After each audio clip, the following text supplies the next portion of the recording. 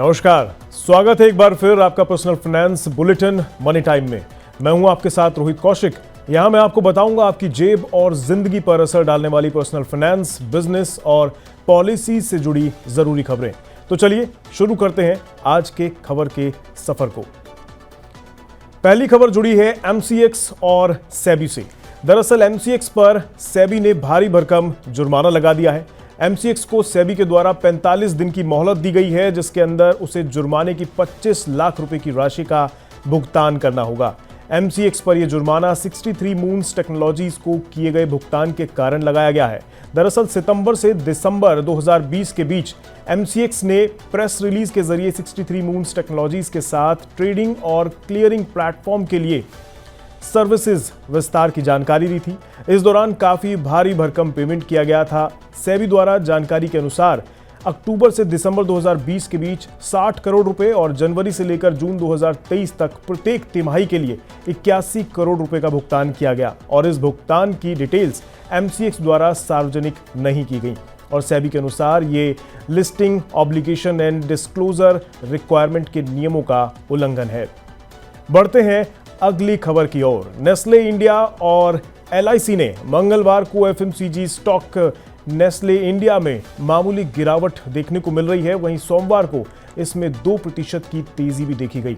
दरअसल ये स्टॉक निवेशकों की रेडार पर है क्योंकि भारतीय जीवन बीमा निगम यानी एलआईसी ने घोषणा की है कि उसने नेस्ले इंडिया में अपनी हिस्सेदारी बढ़ा दी है।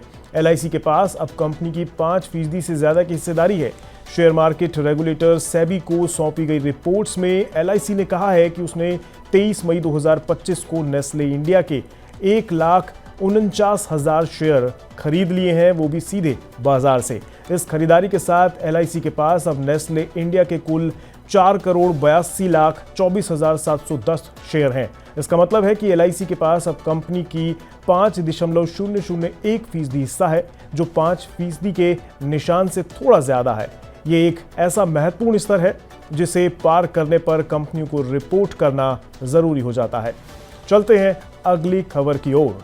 अगली खबर है एविएशन सेक्टर से जुड़ी।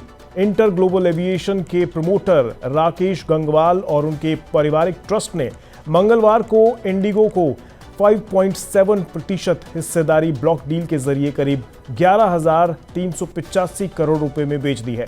अब तक गंगवाल और पारिवारिक ट्रस्ट के पास इंडिगो में कुल मिलाकर लगभग 13.5% की हिस्सेदारी थी। इस ब्लॉक डील के तहत 5,175 रुपए प्रति शेयर के फ्लोर प्राइस पर 2.2 करोड़ इक्विटी शेयर बेचे गए हैं। शेयरों की कुल संख्या 1.32 करोड़ शेयरों से बढ़ाई गई है, जिनका मूल्य लगभग 803 मिलियन अमेरिकी डॉलर यानी लगभग 6,831 करोड़ रुपए था। चलते हैं अगली खबर की ओर। अगली खबर जुड़ी है आपके राशन कार्ड से। दरअसल राशन कार्ड का इस्तेमाल कर रहे लोगों के लिए सरकार ने 30 जून तक ई-केवाईसी करना अनिवार्य कर दिया है। अगर आप भी राशन कार्ड का इस्तेमाल करते हैं तो 30 जून तक ई-केवाईसी करवा लीजिएगा। लास्ट डेट तक ऐसा नहीं किया तो आपका राशन कार्ड कैंसिल हो सकता है। साथ ही आपको सस्ता या फिर मुफ्त राशन मिलना भी बंद हो जाएगा। पहले सरकार ने ई-केवाईसी की लास्ट डेट 31 मार्च 2025 रखी थी, लेकिन कई लोगों को टेक्निकल दिक्कतों और जानकारी की कमी के कारण परेशानी का सामना करना पड़ रहा था। इस वजह से सरकार ने लास्ट डेट को बढ़ाकर 30 जून 2025 कर दिया। ई-केवाईसी के लिए नज़दीकी फूड सप्लाई ऑफिस या फिर राशन की दुकान पर संपर्क कर सकते हैं। बढ़ते हैं अगली खबर की ओर। अगली खबर है गोल्ड से जुड़ी। मंगलवार 27 मई को सोने चांदी के दाम में गिरावट देखने को मिली है। India Boolean and jewellers association के अनुसार 10 ग्राम यानी 24 कैरेट सोने का दाम 146 रुपए घटकर 95,667 रुपए पर आ गया है। कल ये 95,813 रुपए प्रति 10 ग्राम था। वहीं चांदी की कीमत भी आज 40 रुपए घटकर 97,357 रुपए पर आ गई है। कल चांदी 97,397 रुपीस पर थी। इससे पहले सोने ने 21 अप्रैल को 99,100 और 21 मार्च को चांदी ने 1,09,34 का ऑल टाइम हाई बनाया था। बढ़ते हैं अगली खबर की ओर। अगली खबर जुड़ी है आईटीआर फाइलिंग से। दरअसल इनकम टैक्स डिपार्टमेंट ने आईटीआर फाइलिंग की डेडलाइन को 31 जुलाई से बढ़ाकर 15 सितंबर कर दिया है। सीबीडीटी यानी central board of direct taxes ने बताया है कि वित्तीय वर्ष 24-25 यानी असेसमेंट ईयर 2025-26 के लिए आयकर रिटर्न दाखिल करने की अंतिम तिथि 31 जुलाई 2025 से बढ़ाकर अब 15 सितंबर 2025 कर दी गई है। सीबीडीटी ने मंगलवार 27 मई को सोशल मीडिया प्लेटफॉर्म एक्स पर इसकी जानकारी देते हुए बताया कि यह फैसला इनकम टैक्स रिटर्न फॉर्म के लिए नोटिफिकेशन जारी करने में हुई देरी की वजह से लिया गया है। बढ़ते हैं अगली खबर की ओर। अगली खबर जुड़ी है शेयर मार्केट से। हफ्ते के दूसरे कारोबारी दिन यानी मंगलवार 27 मई को सेंसेक्स 624.82 अंक गिरकर 81,551.63 के स्तर पर बंद हुआ। वहीं निफ्टी में भी 174.95 अंक की गिरावट रही। ये 24,826.20 के स्तर पर बंद हुआ।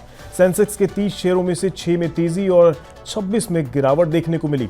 अल्ट्राटेक सीमेंट का शेयर सबसे ज्यादा 2.21% गिरा। वहीं आईटीसी, टाटा मोटर्स, एनटीपीसी सहित कुल 10 शेयरों में 1% से ज्यादा की गिरावट रही। इंडसइंड बैंक में 2.6% की तेजी देखने को मिली। वहीं निफ्टी के 50 में से 40 शेयरों में गिरावट रही, जबकि 10 में तेजी रही। एनएसई के ऑटो, आईटी और एफएमसीजी इंडेक्स में करीब 1% की गिरावट देखने को मिली। फार्मा, रियलिटी और पीएसयू बैंक सेक्टर में मामूली तेजी रही। बढ़ते हैं अगली खबर की ओर। अगली खबर जुड़ी है म्यूचुअल फंड मार्केट से। दरअसल देश के म्यूचुअल फंड मार्केट में एक नए और दिग्गज प्लेयर की एंट्री का रास्ता अब साफ हो गया है। मार्केट रेगुलेटर सेबी ने जियो ब्लैकरॉक एसेट मैनेजमेंट को भारत में अपने म्यूचुअल फंड कारोबार के लिए इन्वेस्टमेंट मैनेजर के रूप में ऑपरेशन शुरू करने की मंजूरी दे दी है। इस फंड हाउस की ओर से जारी प्रेस रिलीज के अनुसार जियो ब्लैकरॉक एसेट मैनेजमेंट भारतीय रिटेल म्यूचुअल फंड निवेशकों की बढ़ती संख्या के साथ साथ भारत में संस्थागत निवेशकों के लिए एक बेहतर निवेश प्रस्ताव लाएगी। जियो ब्लैकरॉक भारतीय कंपनी जियो फाइनेंशियल सर्विसेज लिमिटेड और अमेरिकी एसेट मैनेजमेंट फर्म ब्लैकरॉक के बीच एक जॉइंट वेंचर है। ब्लैकरॉक अमेरिका स्थित एक मल्टीनेशनल इन्वेस्टमेंट कंपनी है जो दुनिया की सबसे बड़ी एसेट मैनेजर है, जिसके पास $11.5 ट्रिलियन से ज्यादा का एसेट मैनेजमेंट कारोबार है। आज की आखिरी खबर है देश की करेंसी यानी रुपए पर। दरअसल घरेलू शेयर बाजार में कमजोरी के रुख के चलते मंगलवार को भारतीय रुपया शुरुआती कारोबार में अमेरिकी डॉलर के मुकाबले 19 पैसे की गिरावट के साथ 85.29 पर आ गया। फॉरेन एक्सचेंज मार्केट में रुपया 85.15 पर खुला था, लेकिन जल्द ही ये गिरकर 85.29 प्रति डॉलर पर पहुंच गया। ये शुक्रवार का बंद भाव 85.10 की तुलना में 19 पैसे की कमजोरी को दिखाता है। आज के इस मनी टाइम बुलेटिन में इतना ही। पर्सनल फाइनेंस, बिजनेस और पॉलिसी से जुड़ी जरूरी खबरों के लिए देखते रहिए मनी 9। नमस्कार।